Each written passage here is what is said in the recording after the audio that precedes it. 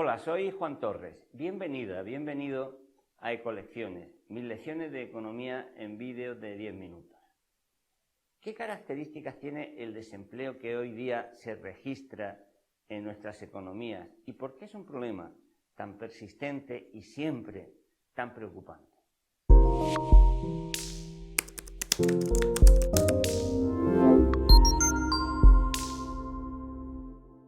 La información que suministran las estadísticas internacionales permite obtener una serie de rasgos que caracterizan al trabajo y al desempleo en nuestro mundo. En primer lugar,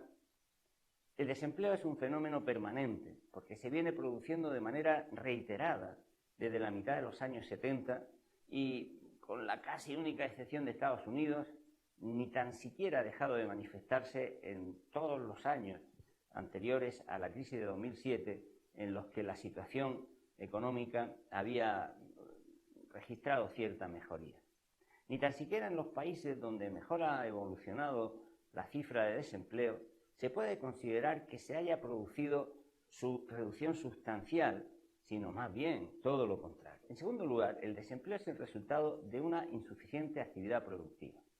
La relación de la creación de puestos de trabajo con el crecimiento económico es paradójica y expresiva de la nueva naturaleza del trabajo en nuestras sociedades. Por un lado, es un hecho que en las últimas décadas cada vez se ha necesitado menor tasa de crecimiento para crear empleo. Pero al mismo tiempo, se ha podido comprobar que las contracciones de la actividad económica destruyen mucho más empleo del que crean las etapas de expansión. Un fenómeno que es mucho más acusado en el caso de las mujeres, cuyos puestos de trabajo suelen ser precisamente de menor calidad que los que ocupan los hombres. Se podría concluir entonces que hay dos problemas principales que pueden explicar el desencadenamiento del paro masivo de los últimos 30 o 40 años. Por un lado, el crecimiento insuficiente de la actividad, aun cuando se necesite menos para crearlo, y por otro, que el empleo es muy precario y poco enraizado en la actividad, de modo que en cuanto ésta decae, se pierde en una gran medida. En tercer lugar, el empleo que se crea es en gran medida muy precario, como te he dicho, y vinculado a trabajos de baja cualificación que son mucho más vulnerables a los movimientos cíclicos.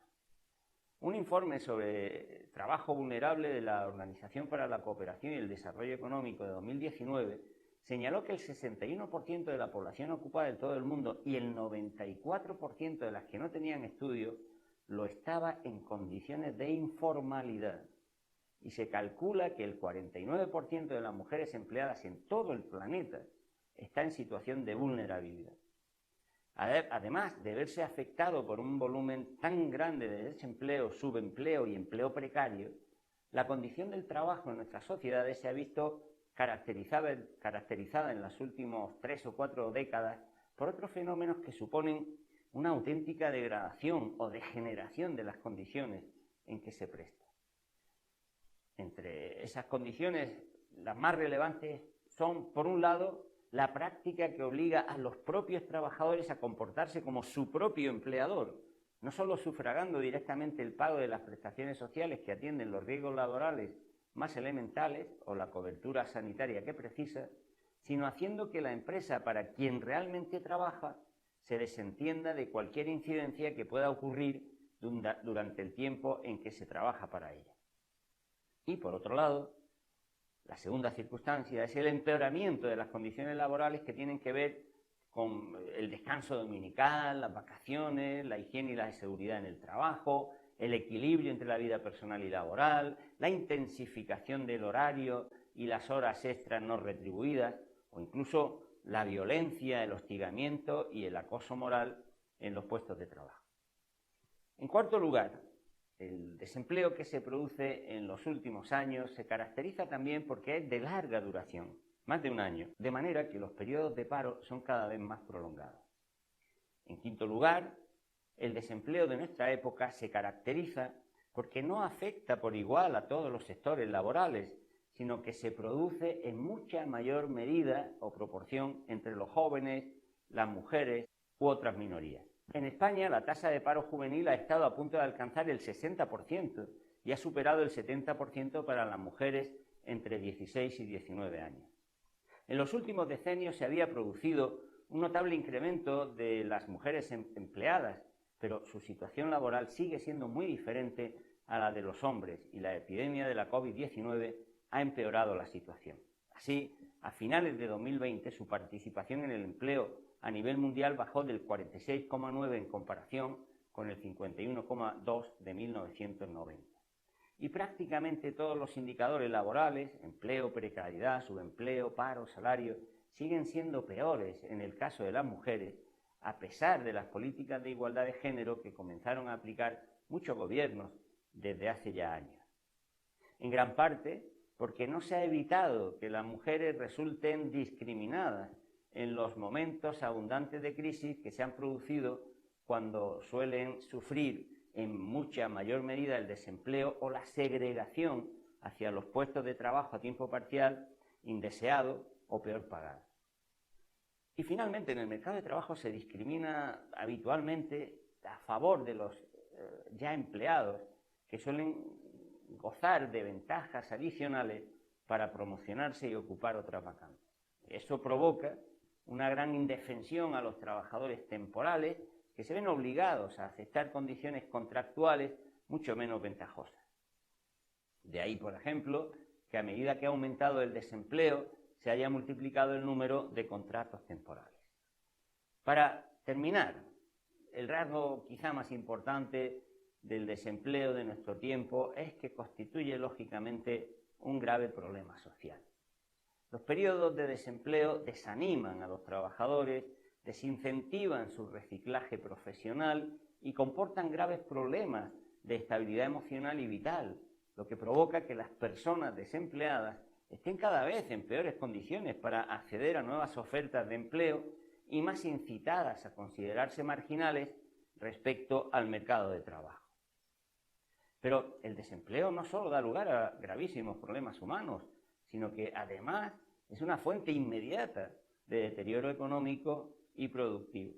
Los subsidios de desempleo y las transferencias sociales de todo tipo que realizan los gobiernos para tratar de paliar estas situaciones son la única forma de garantizar niveles mínimos de renta a los sectores más débiles de la población, pero muy a menudo no suelen comportar suficiente dinamización económica porque suelen ser escasos y no alcanzan a la totalidad de los desempleados. Y además, la proliferación de grandes bolsas de personas en paro da lugar a verdaderos ejércitos de ciudadanos y ciudadanas de segunda fila que no pueden ejercer derechos humanos esenciales a la vida y al trabajo y que deben malvivir, bien en la economía sumergida, sin contratos de trabajo, sin seguros sociales y en condiciones de precariedad absoluta, bien contemplando inactivos el desarrollo de una economía que les es ajena y que se caracteriza, por otro lado, por el despilfarro de tiempo, de medios, de recursos e incluso de vidas humanas. De modo semejante se podría argumentar respecto de las personas subempleadas o con sueldos y contratos precarios que se desenvuelven en una constante incertidumbre, sin ingresos suficientes para constituir hogares o adquirir viviendas o para vivir con una mínima independencia económica. Hace unos años, el disfrute de un salario digno, de un empleo digno, se consideraba una aspiración no solo legítima de los trabajadores, sino que debería ser apoyada por los poderes públicos y por todas las instituciones. Y al mismo tiempo era su carencia lo que se consideraba un problema que debía resolverse. Hoy día se razona y actúa al revés. Los salarios dignos no son los que se consideran un problema y los gobiernos, las empresas y quienes conforman la opinión social no paran de advertir o de decir que los salarios son demasiado altos, que no deben crecer tanto, que han de controlarse. En este contexto y en estas condiciones es en las que se ha producido el deterioro de las relaciones laborales en todas sus dimensiones, que es propio de nuestra época y sobre el que vamos a volver en lecciones posteriores.